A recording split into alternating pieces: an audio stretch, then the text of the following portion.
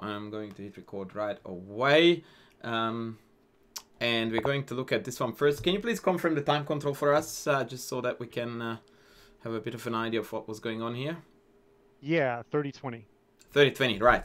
Okay. And this was a fairly cruisy victory. H6, oh my lord. Knight C3, totally fine. A-OK. Bishop G4. Now, this gives me some very, very cool vibes, this move. So I need to show you something here.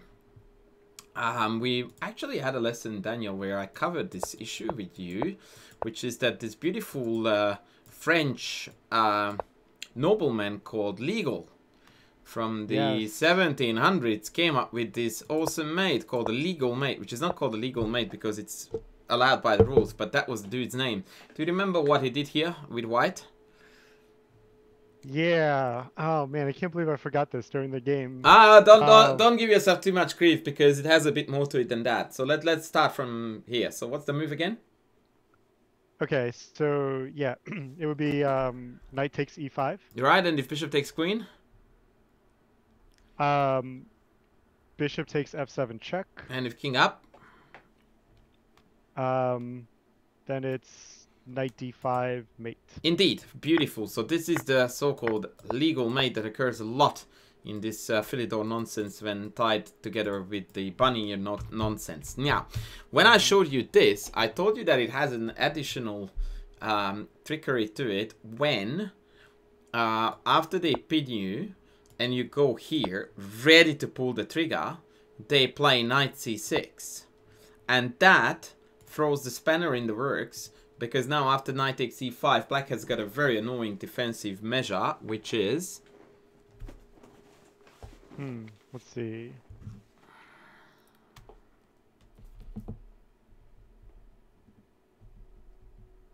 Well, I mean, knight takes e5, knight takes e5. Correct, and it guards the bishop. Right. So our remedy against this was to kick the bishop. So that after bishop h5, we were good to pull the trigger. Okay. And now we have the exact same mate, right? Right. And the last ointment in this proverbial soup was that I told you that here after knight e5, queen h5, our bishop is hanging, and it seems like we are losing a piece. But we aren't, because we will have the last laugh. Because that knight is a loose, unguarded piece, which according to Nunn's meaningless abbreviation LPDO, the loose pieces drop off. Right. So let's see. Queen takes, knight takes. No, it's knight takes here, and then queen takes, and then knight takes c4. Okay. Okay. And then we need to hunt down that bishop.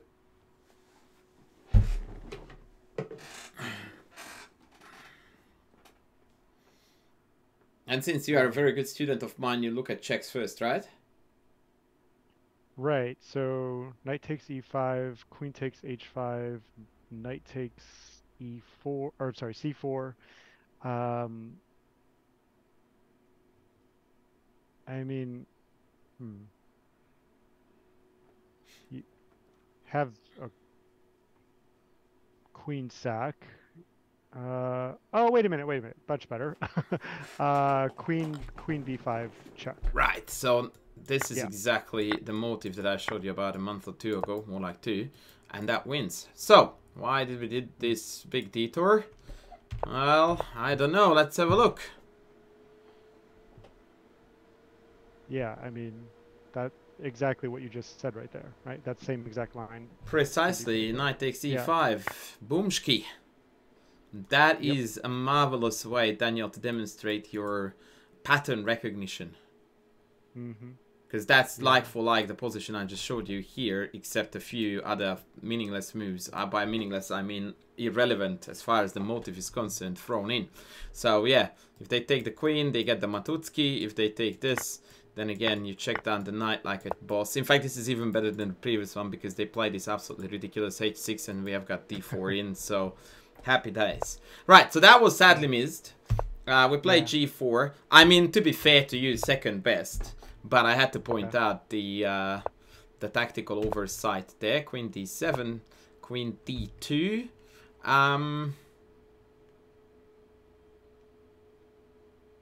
Yeah. I would argue that queen e2 is a better square for the queen than d2. Why do you think I'm arguing that? Other than the fact that I'm mean.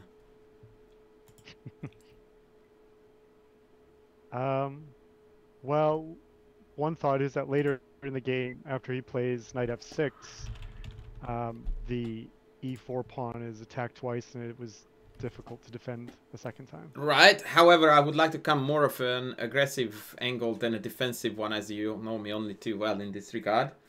Yeah. So why would I claim queen e2 to be more aggressive than queen d2? What's the follow-up move in either case? Assuming that we are given an extra move.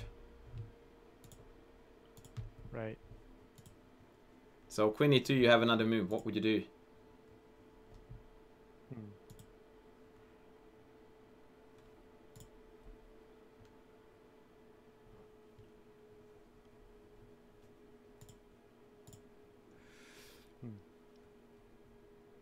It's difficult for me to find what would be possible because the queen is, or possible and better because the queen is on e2. Daniel, what is our next move to complete development after queen e2? Let's not complicate this unnecessarily. Castle. Right. So what is the difference as far as castles is concerned? Oh my goodness. With the queen on here or here?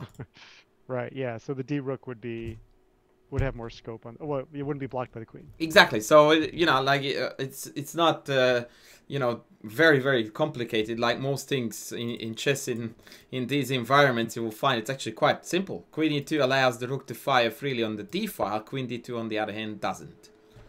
Yeah, it's that and nothing else. So hence queen d2 is a bit less accurate. Castles. We castled 2.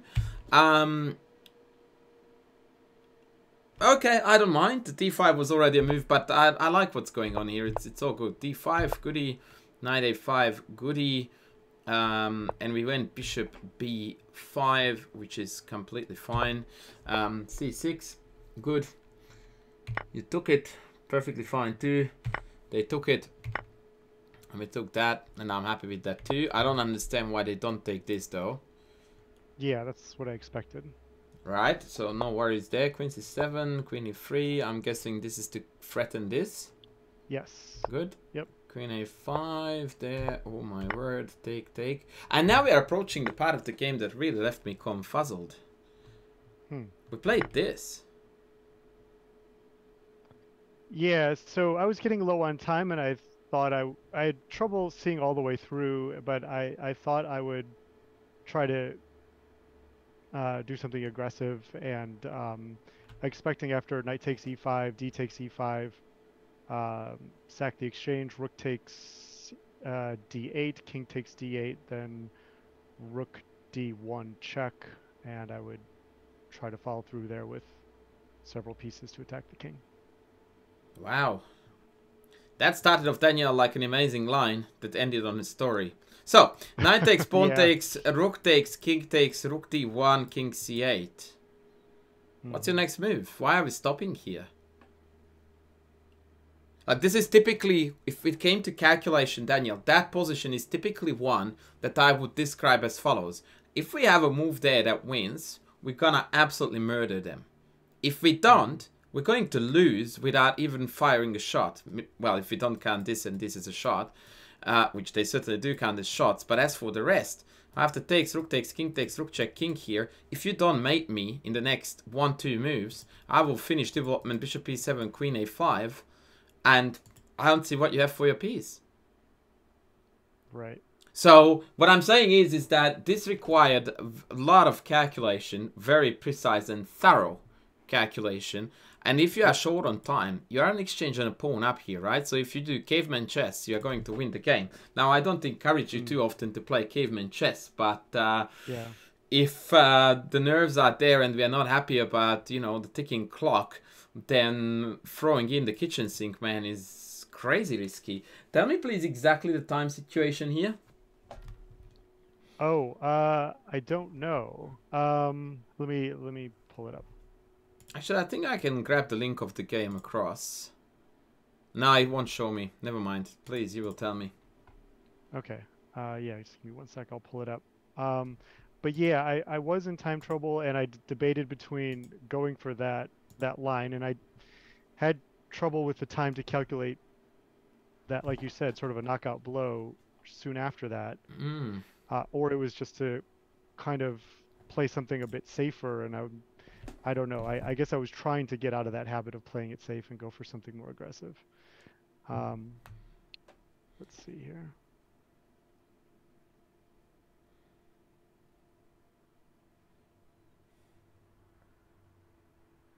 Yeah, look, so I don't want to waste too much time on this unnecessarily. The point is that Okay. I would call this at best speculative, and you know, just regular moves would have got you through this, especially with the 20 seconds increment.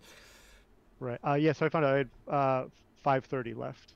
Yeah, that's plenty enough, Daniel, to play King B1, Bishop C4, and start trading like there was no tomorrow. Yeah, this was weird, and then your opponent responded in the most unexplainable fashion. Like, what? Right. And by the way, I don't think that Rook 8 works at all. Yeah, I mean, I was worried that it You might should not. still here do something different. I was thinking that you might have got this as an idea, which is incredibly beautiful and deep. And if takes, then queen one of the D moves, and then, incredibly enough, the knight on D7 can't be defended. Hmm. And if the knight moves its mate on D8. But yeah, I don't, like I said, I don't really like this too much because I can just walk and then... okay, no, this does win because of queen b6. But if you didn't see this and you wanted this, this certainly doesn't win by force. Yeah. We went from +7 to 0.7. Mm. That's what that did. So yeah, that Yeah. was no bueno there. And then your opponent just completely lost the plot. Right. And yeah, nice mop up there. So good stuff, Daniel. For the most part, it was really well played, but this was a little bit, yeah, irrational. Yeah. Yeah. All things considered. So now comes the real treat, Daniel, because out of the two games, the second one is the one that I really wanted to engage with. So c4 e5, and we rocked and checked out our English. Now, part of the issue here, Daniel, or I don't know if it's an issue actually, but you do know and you do realize that you are playing a reverse Sicilian. Yeah, I remembered that. That's And why I played E5, yeah. and therefore, some level of knowledge of Sicilian setups is necessary to play these positions well for black, but I will get to that. Okay. Bishop e6 is fine. Bishop e7 is fine-ish. No biggie there. A3, yeah, that's a little bit suboptimal. And then we went queen d7. No problem so far. Now your opponent played b4 here. Let's very quickly discuss first what this threatens with. Oh wow, I just did what it threatens with. Great coaching there. Well, it's threatened to remove my C6 guard of the E5 pawn. Right, so at this point, and let's start with the passive defense first, the way you should never do this, but for the sake of simplicity, what moves will defend the F6 the E5 pawn, excuse me? Well, bishop F6, F6. Um,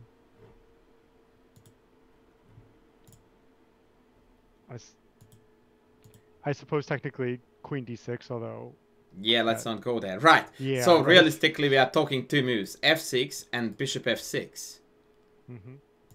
Okay, which one do you think fits into the structure of what we're doing more? Or rather into the position, or which one do you prefer? Let's just keep it very plain.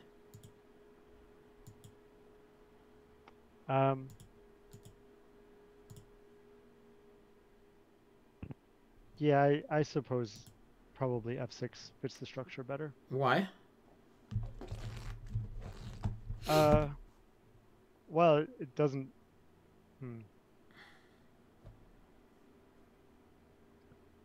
I'm afraid to say stories because I feel like you know, if I play F6 I can still castle queenside. And I like that. That doesn't sound like a story to me. That's a move that you just said. right, yeah, the story that I had in my head was just that his A and B pawns are already rolling. That is a story. You are right about that. Yeah, Yeah, that is a yeah. top-notch story. But f6 by no means forces you to castle here. Okay. Yep. Like, just because you Right. played f6, who said you can't castle still here? Right. Right, now, here is where I'm coming, Daniel, with my analogies, because I'm a big one on that. Which Sicilian variation of are we playing here the reverse of?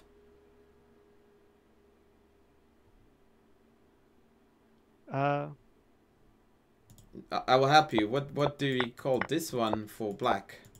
Because that... dragon. Right, this is what you're Yeah. playing right now, reverse, right? Right. Well, my opponent is, right? No, both of you. Like, you are playing the reverse of this. Okay. Okay. Yeah. Like, this what's happening on the board right now. The dragon is being played here with reverse colors. It's not you or your opponent that's on the board. It's both of you. I see. Now, Okay. what is the most common move in this position for white and why?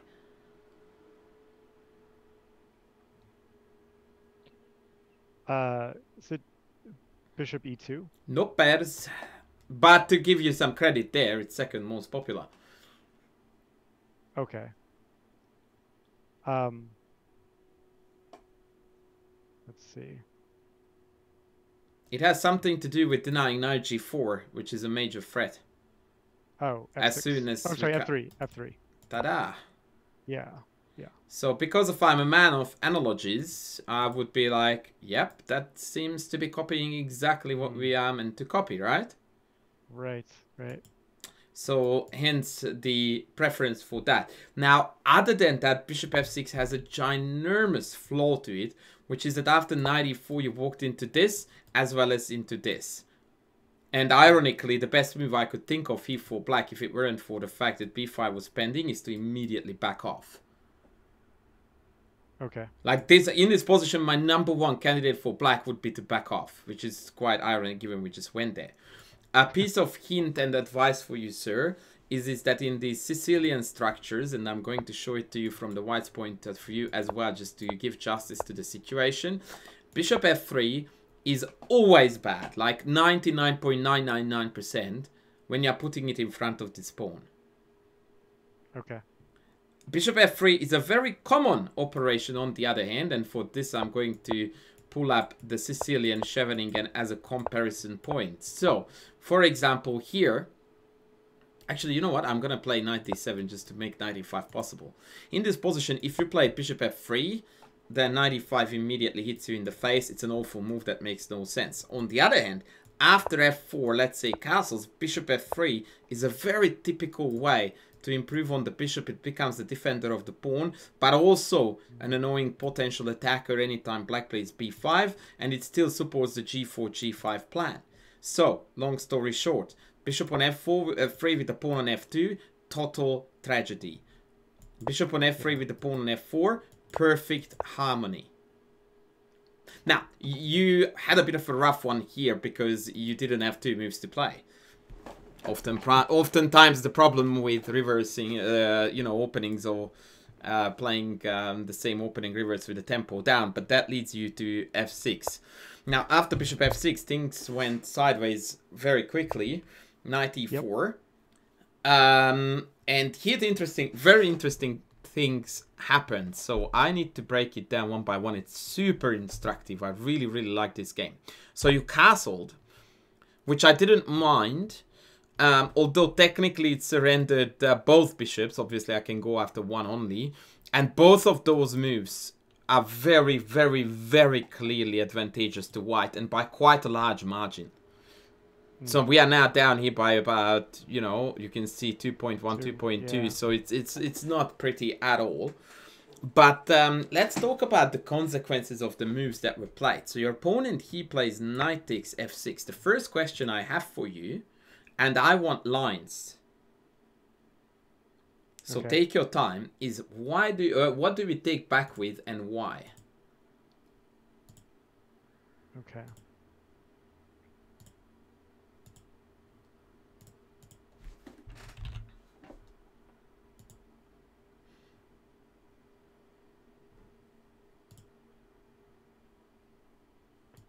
Yeah, I guess I just have to get a better understanding of king safety. So if I don't I think, Daniel, that you need to have a better understanding of king safety. You do have an understanding of king safety. I don't think you are employing it. hmm, See, that's a very yeah, different thing. I would like to actually rediscuss this. You understand king okay, safety. What is the thing I tell you all the time about king safety? What is the number one measure of how safe your king is? the ability of your opponent to attack it. Precisely opposed to the Um, commonly misused I don't have anything in front of my king nonsense, right? right, right. Okay, so please tell me how badly is, because I am never gonna say it's not compromised. It is compromised. Yeah, Because if it wasn't a compromise, we wouldn't have a discussion right now. The question, as always, is how bad of a compromise is this? And you can't tell that unless at least we attempt a line to, make it work or prove it wrong or prove it right or whichever is suitable. right, right. So what says you? The most that I can see White can quickly do is to play d3 and get the bishop to h6, but I don't see how White can quickly bring in another piece, either the knight or the queen, to attack the king. So I don't see anything in the next several moves that any attack that Precisely. he can launch. Yeah. So what you'd conclude from this is that this is a compromise. This is ugly, but you are alive. Now, Yep. you would realistically ask the question of why would I open myself up to that possibility, which is certainly unpleasant, and I'm the first one to say so. It's not Yeah. pleasant to take back with the pawn here. I'm not doing it with a smile on my face. No, no. That is not a happy decision. So, obviously this is more attractive. What's the downside of this? I lose the e5 pawn. Okay, now on that, we need to be a little bit more precise. Mm-hmm. Because, tell me how we lose the e5 pawn. Yeah. So actually managed to recover the pawn deficit later without even. I mean, I got a little bit lucky because I didn't calculate that far down in this time control. But um, okay, so um, let's see. White wants to and does play b5 next. I believe I played knight d4, and then um, let's see. Then yeah, so b5, knight d4, knight takes e5, and then queen takes b5 after that. Now that So looks to me like $1 million for black, so why would we then bother with this? So far, I'm fully with you. This b5, knight d4, knight takes, knight queen b5 line, which is not quite right, but we'll get to that in a second, is looking pretty good for black. right. So we just have proven this wrong. So my question for you here is that this didn't look at all good for white because black gained a lot of activity and material remained level. Did we have a better move for white here than b5?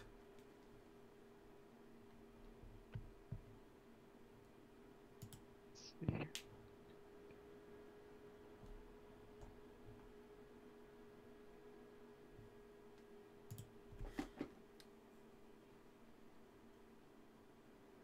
Hmm.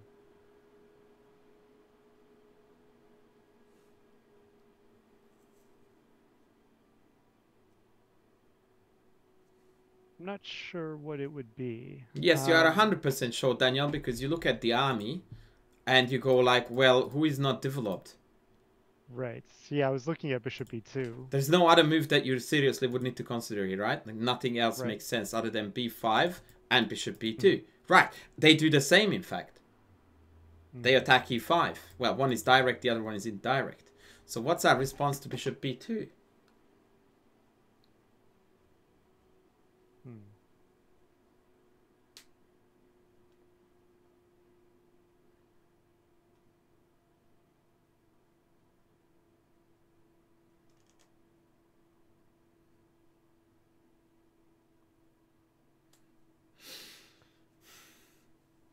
Perhaps. e4.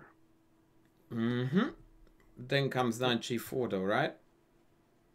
Right. Hitting this, and you open up the bishop diagonal to here too. Long story short, Daniel, what I want you to do and to realize is that this position can potentially be very, very dangerous because both bishops are fully operational, and because of our knight ventured back to f6, there is no adequate way to defend d5. And if we have a casual look at the evaluation bar here, you and I can see, the viewers for whom I'm recording it, they can't. The engine tells us a whooping +2 here. And it all comes down to the fact that none of the moves that defend the pawn are tenable in a long run because the two bishops are just absolutely shredding through us.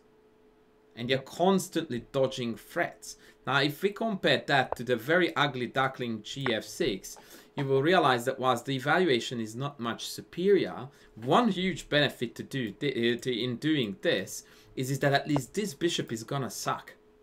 So if we can neutralize this guy here one way or another, then we are kind of okay. The other thing that you notice here as a huge difference is that in this position with knight takes, white has a crystal clear aim. And that is the pawn on e5. And we can attack it from here, we can attack it from here. Then comes the long diagonal, yada, yada, yada. Super clean, easy target to home in on, right? As soon as you take back with the pawn, you create an imbalance, your friend every time when you are down, by the way, as per discussed many, many times already. But that imbalance means that, yes, we compromise the king's safety a fair bit, but the target is no longer a real target. Yeah. Like a player of 1600 level would definitely find it difficult to come up with a productive plan, and almost certainly they would pursue this sky in the pie story with this bishop here, which is not going to hurt you. In fact, you prophylactically remove yourself it, and I can guarantee you that this move is not going to be doing anything at all. In fact, you can always kick it out with your knight if you want. And white doesn't have here a follow-up plan, because to get this queen to this square is a virtual impossibility. And for the first time since we started analyzing this position since bishop f6, the evaluation has gone below +1. Meaning it has never been as good as it's now. Yeah. So this is a difficult positional assessment, but I thought it wouldn't have done justice to the game if I hadn't shown it to you. However, the real deal is about to hit now. Knight takes was played, b5 was played, knight d4 was played, and here we need to take a deep breath and have this question put forward. Have you created a threat with knight d4?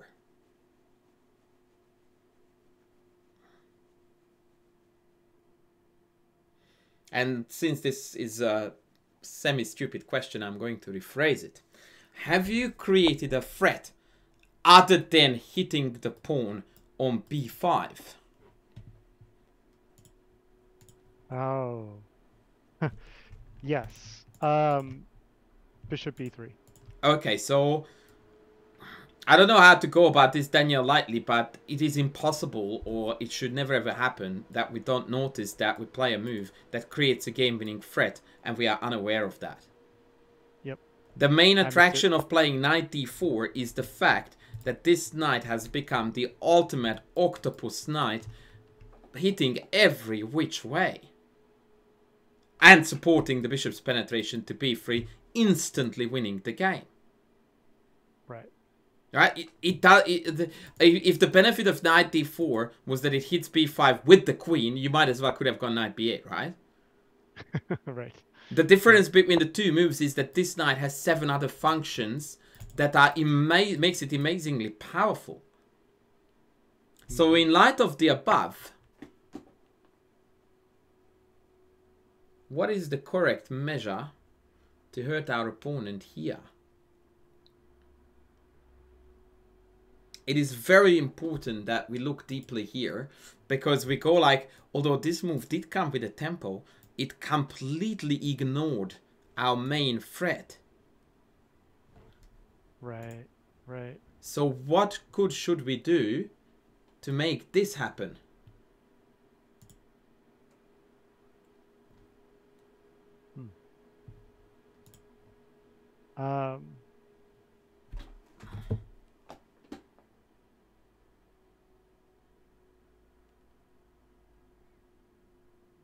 Well, I was just looking. Maybe to me it seems obvious. Like even if you still play queen takes b5, the threat is still there. Plus the attack on the e5 knight at the same time.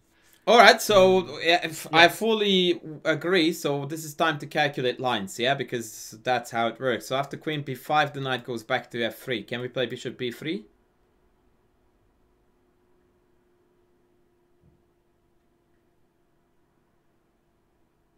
um,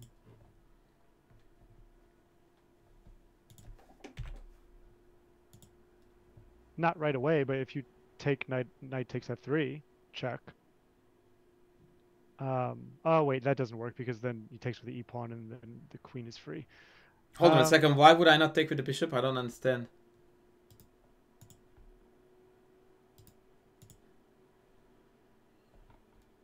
Well, wouldn't you just play bishop b3 then? And after queen e1, what's the big catch that I'm not seeing? Oh yeah. Hmm. Right.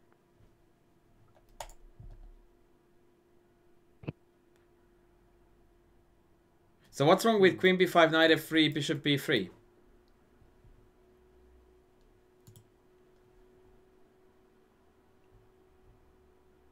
Well, knight takes d4 would be the Thank you. response for So white. that explains, Daniel, why this is no go.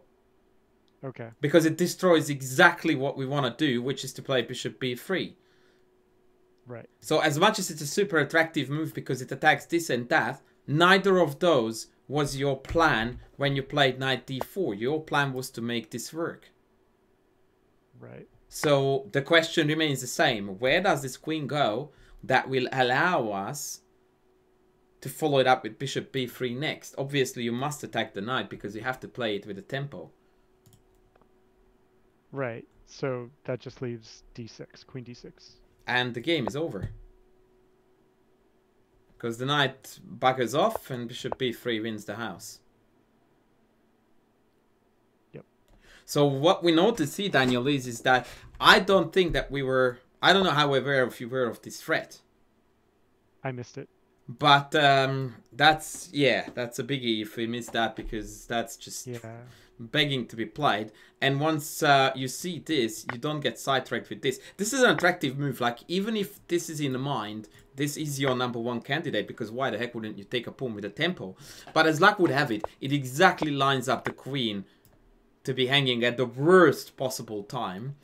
And so if we have to engage, then the whole bishop b3 loses its meaning because the queen escapes. So we go queen d6, and then we start mowing down the whole board. Yeah. Right. And Daniel wins. So here, we failed to seize the moment and the momentum of the game, which allowed various tactical tricks. In particular, this you should have been aware of this immense power that the knight exerts onto the white position. Now, knight what? Like, isn't this hanging? Oh my goodness. Yep. Well, that was the other thing that I wanted to bring up, that as much as I had a go at queen b5, like, this is still... Hello? Right. Yep. And you told me that you went here because it attacked that.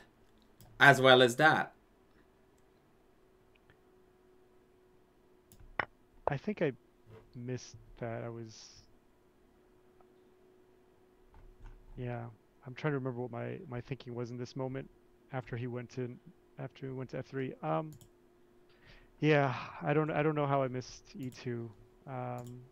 Hopefully it's rust, but maybe it is just something I need to...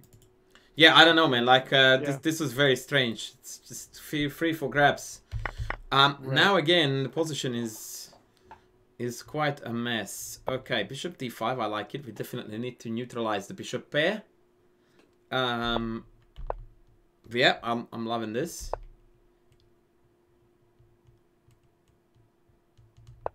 Oh man, I'm itching to take this so badly. Because it screams tactics after bishop f8.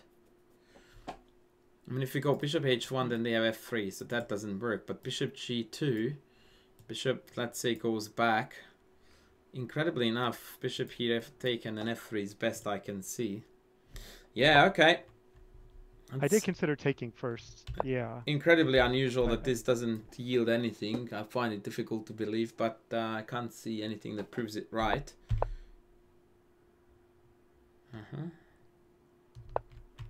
Yeah, that rook c1 is a bit annoying, I must admit.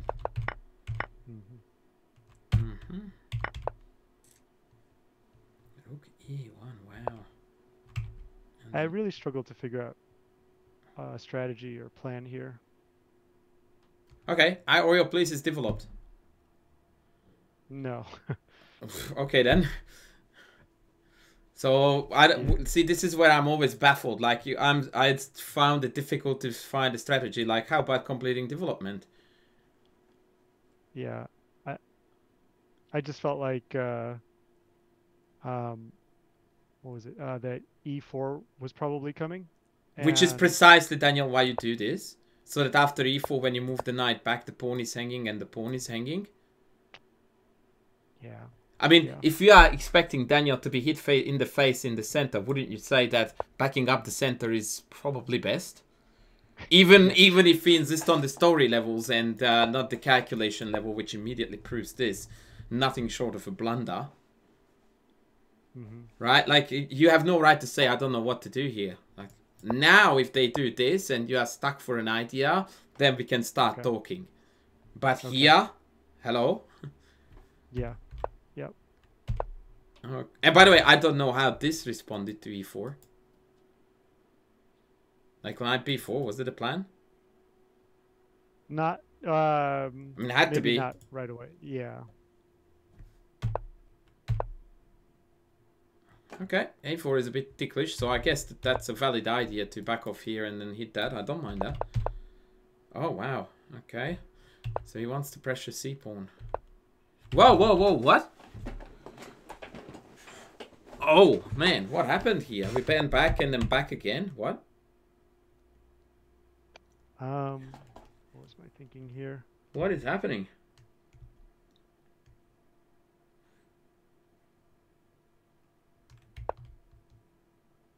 Okay, I want you to check times and then I'm going to ask questions. Okay. Please. Kept it open. I'll get it real quick.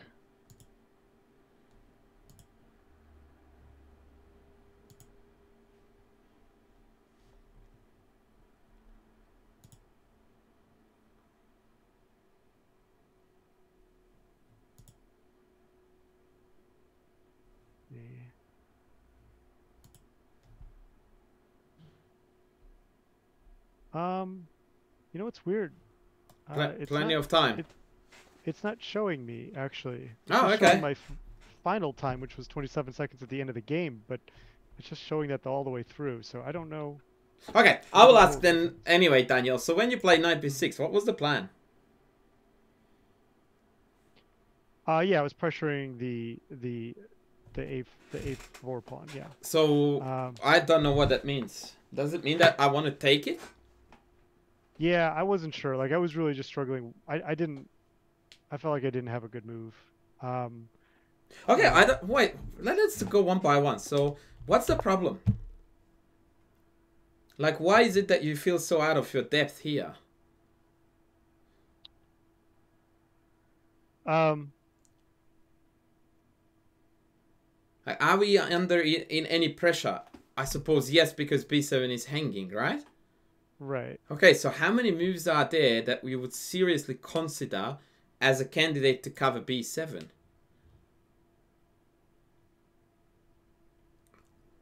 Probably just b6. b6 or knight b6, right? Right. Now, you made a choice between these two, and I'm totally cool with that. I don't know which one is better. There are arguments for both, but okay, if you go knight b6, it seemingly hits a4. Right. Now, would you say that if it was your turn right now, you would take this? That was what I struggled with because queen takes a4, perhaps queen takes a4, knight takes a4, rook takes c7, and I don't like letting him have that rook on the 7th. I know that, I guess that sounds like a story again, but Well, it actually is for the time being, because rook c7 hangs the pawn on b7, so I need one more move before we stop. right. Probably b6. 6? Let's see, did I get that? No, 6 is legal. I'm just questioning why there. Oh, right. Yeah, we could yeah, we could just go b5. Okay, Right. what's good about your position, Daniel?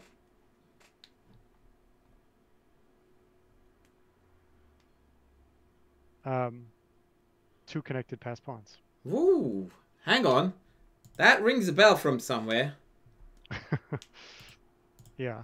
What is it that I usually tell you about two connected pass pawns in an endgame context? I forget what you said exactly, but they're pretty strong. Yeah, I usually tell you, Daniel, that two connected pass pawns means brain dead victory. These are my words. And I phrase them so harshly so that you can't forget them. Brain dead victory, meaning you will need to use your hands, not your brain, to convert. Now, that is a bit harsh to this context, but I would be super excited to be black here because of these pawns are rolling in. Yeah. And by the way, yes, yeah. a rook on the 7th is always a concern. However, one rook on the 7th is incomparably less concern than two. Right. Because what does it actually do? Right. Not a lot. My next move is b4, which almost traps the bishop. So when you play knight b6, you really seriously, in fact, way before you play this, you need to evaluate how much you like this, because the main benefit of knight b6 is queen a4. No, you can't take with the knight because b7 hangs. Right. Yeah, and so your opponent, he played a complete pass, and yet we didn't do this, which would have led to exactly that position. Yeah, I got stuck on his rook on the 7th, and I completely missed that. I would have...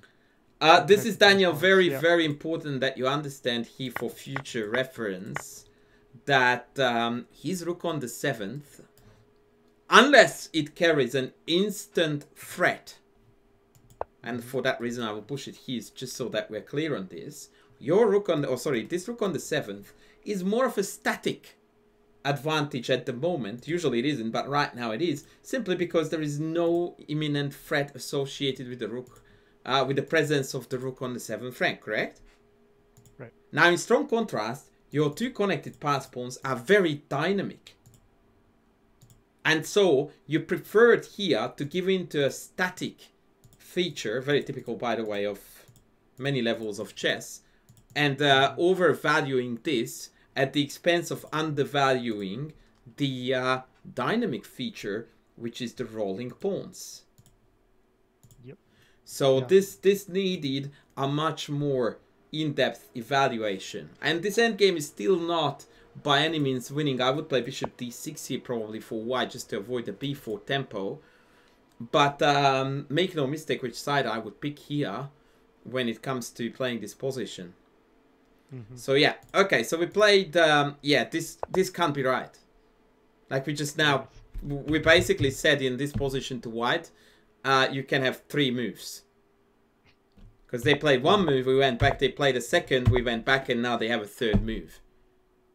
Right, yeah. Okay. That's never a good look, is it? Okay. I am not entirely sure what's going on here. What was the plan if they took this? Queen takes a4. Oh, yeah, hitting both of these. Right, okay, I was just obsessed with hanging this. Yeah, okay, so queen b7, queen a4. Yeah, no, that's actually fair. That's very fair. I thought that I could defend both at the same time, but I can't. Yeah, I mean, I could play rook c1 and if queen a3, queen d5, but okay. No, that's fair. Alright, so e4 was played. Knight b4. Wow, this is getting fancy pants. Also, this is hanging, right? Right. Yeah, this has derailed here a little bit. I thought I had, if he took queen b7, that I had, Queen d3, perhaps? let's see. Yeah. Maybe. Maybe I have queen c6, but then you can pick off e4, so there is quite a bit of action there. You are correct about that one. Rook c7 is the one that hurts more. Ouch. Take. Yep. And now this rook ending is not looking very pretty.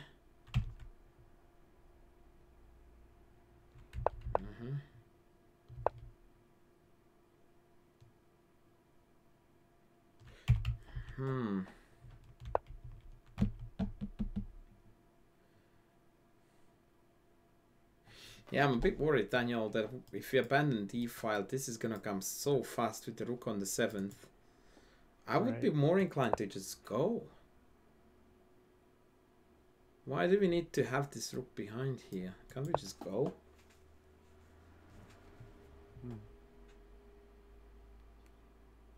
I think because I was concerned about him playing rook b7. But that hangs all the pawns, right? Yeah, it does.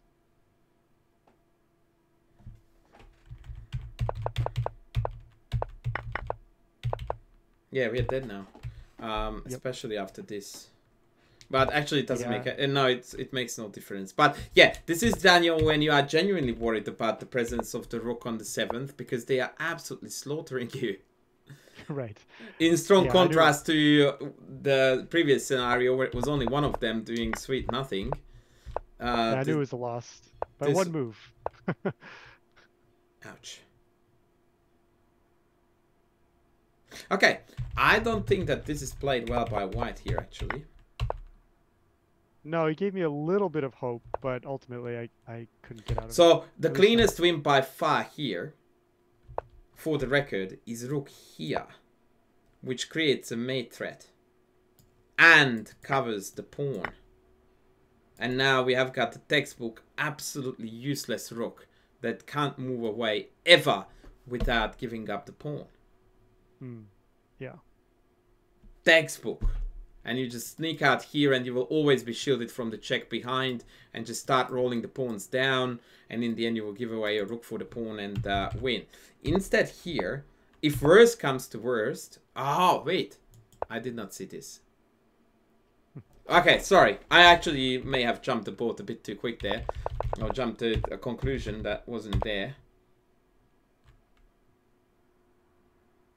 This may be a stroke of a genius. Wow. And you can't defend the mate. No, I stand corrected. This was even cleaner. Yeah, well played by the opponent. We have to raise our hat, Daniel. Yeah. We need to tip our hat to the opponent. That rook across move is gonna be brutal. Yeah, fair enough. Kudos to the opponent for this. Wow.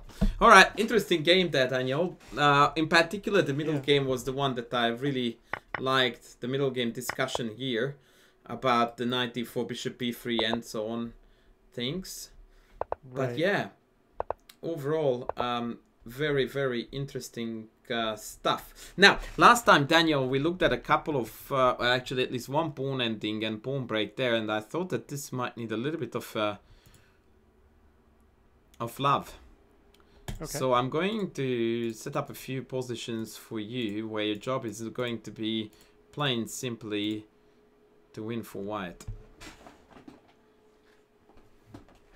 And I want you to talk to me in completed finished lines. Ooh, okay.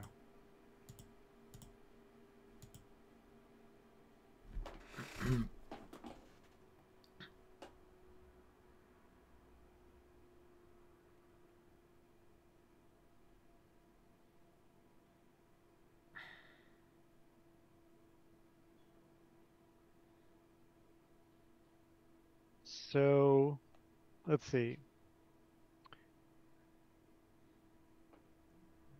F6.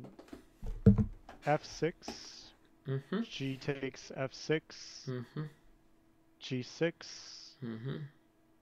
and yeah, I mean if h takes g6, then h6, and black can't stop promotion. Very good. That's the only way to win.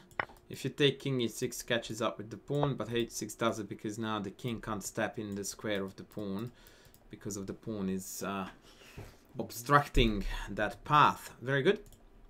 The next one is going to be a very well-known one.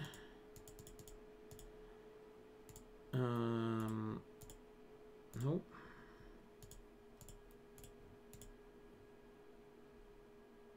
This is harder. Okay.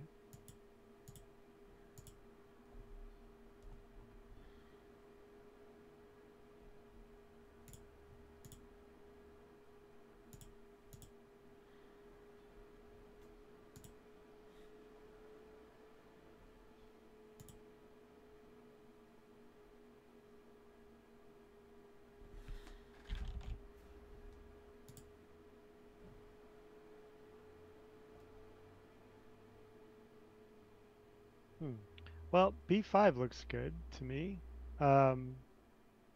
If b5, a takes b5, c takes b5, and I don't know how black can stop a6 at that point. They can't, but why would they take this? Okay. Right, so I'll just play a king move. So let's see, b5, uh, king g4. Yep, very good. Um, hmm.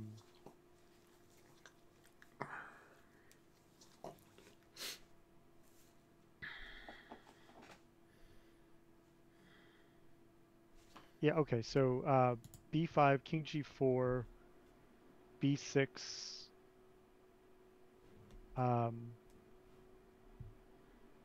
and if, yeah, okay.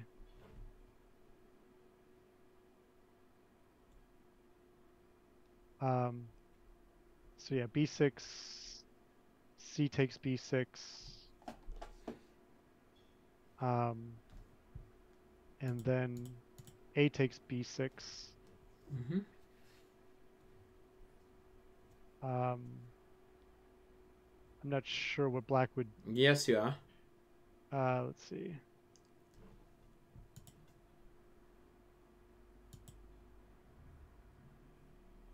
A5. Yep. Um, and then C5. Yep.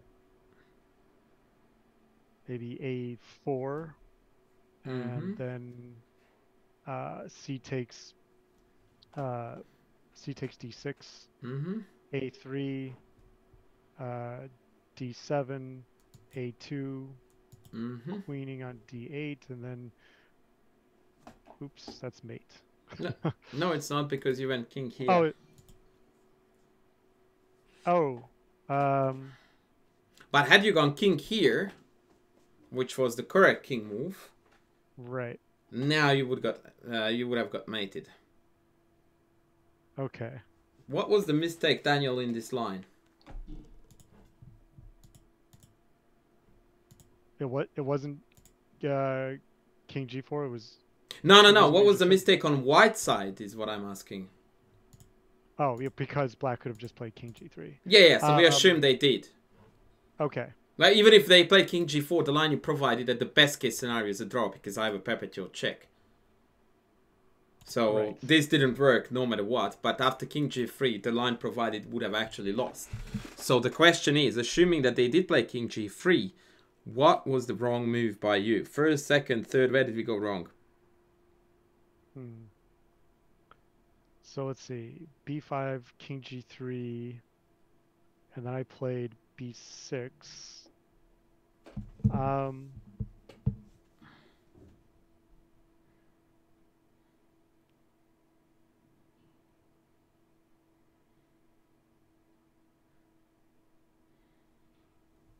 let's see. So I could have played uh, b takes a6 instead. How is it going to And help you to break through, Daniel? oh, that's right. Yeah, I can't pass through the d pawn can't pass through because the c pawn will still be there. Um, yeah. Almost always, Daniel, your brain seems to be refusing to consider moves that hang stuff. Yeah. And almost always you find that in chess, the best thing you can do is to hang stuff. Because this creates an incredible amount of tension, and on top of that, potential for you to break through. And in contrast to the previous scenario, if I choose to take either, you are going to slip through a lot faster than in the previous scenarios. Yeah. The key to break pawn breakthroughs, Daniel, is almost always to put as many on prey as possible in order to create an imbalance in the setup. Meaning that now if I take this way, I clear the path of this pawn after b6. Likewise, if I take this way, you clear the path of this one this way. Yeah.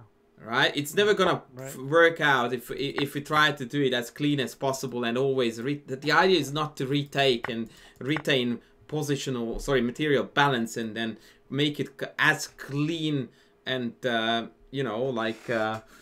clinical as possible. You want chaos and mayhem, man. Like, this is when you just throw everything at them and now there is no adequate response. And if they don't take either, by the way, then you just push through and now you just it's touchdown right away. Yep. Yeah? Now, for a homework, Daniel, I want you to... We slightly are going to alter this position. This is a creation of my own. I had an extra pawn here, not that I needed, and I moved the king here. So what that does is that obviously now the black king, being on f3 rather than on h3, has a very quick access to run back. The question is, can we still break through and win? Or is the black king now too close to mess with our plans and we are going to lose? Take a screenshot of this, please. And you will be golden. Okay. And that's gonna be it. All right. For us.